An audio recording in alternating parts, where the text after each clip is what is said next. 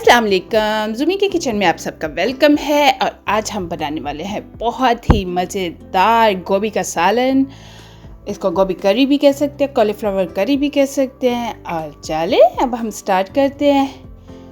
सबसे पहले हम लेंगे जो ज़रूरी चीज़ है वो है गोभी।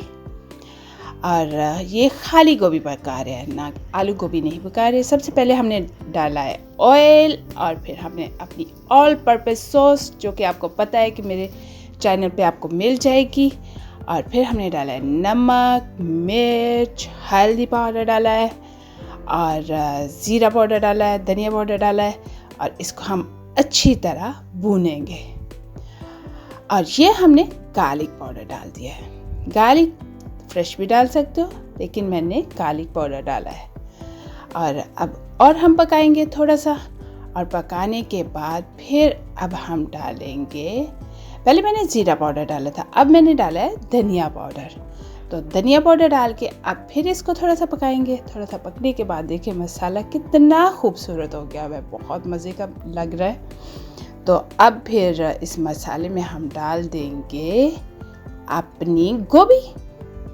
तो गोभी हमने डाल दिया और उसको करेंगे अच्छी तरह मिक्स, क्योंकि जब गोभी डाल दिया है ना तो फिर वो इतनी फूली फूली होती है, थोड़ी देर में ही वो जब नरम होगी, सॉफ्ट होगी, तो ये आधी भी नहीं रह जानी। तो अभी इसको हमने मिक्स किया है, और मिक्स करके थोड़ी देर के लिए हमने ढक्कन रख के छोड़ दिया। फिर उसको खोला है, ऊपर मैंने डाल दिया थोड़ा सारा जिंजर स्लाइस कटे हुए, और फिर साथ मैंने हरी मिर्चें डाल दी हैं। अदरक और हरी मिर्चें डालने के बाद अब हम थोड़ा सा फिर हिला देते हैं इसको, और हिला के इसको दे देंगे फिर थोड़ी देर के लिए दम। ढक्कन दे के हम पकाएंगे, भून के नहीं पका रहे ये, आप भून के भी पका सकते हैं, लेकिन ये कि हम ढक्कन दे के पकाएंगे। तो हमने मिक्स किया है इसको, तो अब हम दे देंगे इस पर ढक्कन और थोड़ी देर के लिए छोड़ देंगे। अगर हम भून के पकाते हैं तो टूट जाती है, लेकिन अगर दम दे के इस तरह पकाएं तो आपके फूल ऐसे एंड तक खिले खिले रहते हैं। चले इसको फिर हिला के चेक करते हैं। ये देखें हमने हिला लिया, और इसको देखते हैं कि हमारी गोभी किस हद तक पकी है। ये देखें अभी अच्छी तरह नहीं पकी।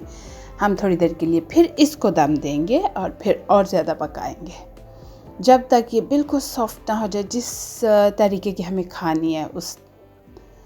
और अब देखें हमने थोड़ी देर दम दिया था, अब दोबारा चेक कर लेते हैं। इसको मिक्स किया हमने, थोड़ा सा मिक्स कर लेना बहुत अच्छा है। और मिक्स करके अब हम चेक करते हैं। ये देखें कैसे अलहदा हो गई है, आराम से वेरी सॉफ्ट हो चुकी हुई है, मीनिंग कि पक चुकी है।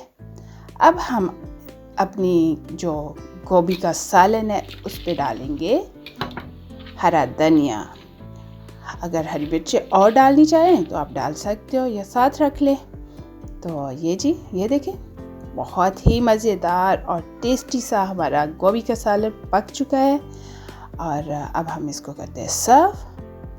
तो ये लें जी, हमने अपने बॉल में डाल दिया है। डाल के अब मैं तो लगी हूँ खाने। तो ये देखें, लेकिन थोड़ा सा सर्विंग के ऊपर भी हम थोड़ा सा डालेंगे धनिया। ये हमारा बॉल है। तो आप भी बनाएं और मुझे ज़रूर बताएं कि आपका गोभी का सालन कैसा बना, कॉलीफ्लावर करी कैसी बनी। तो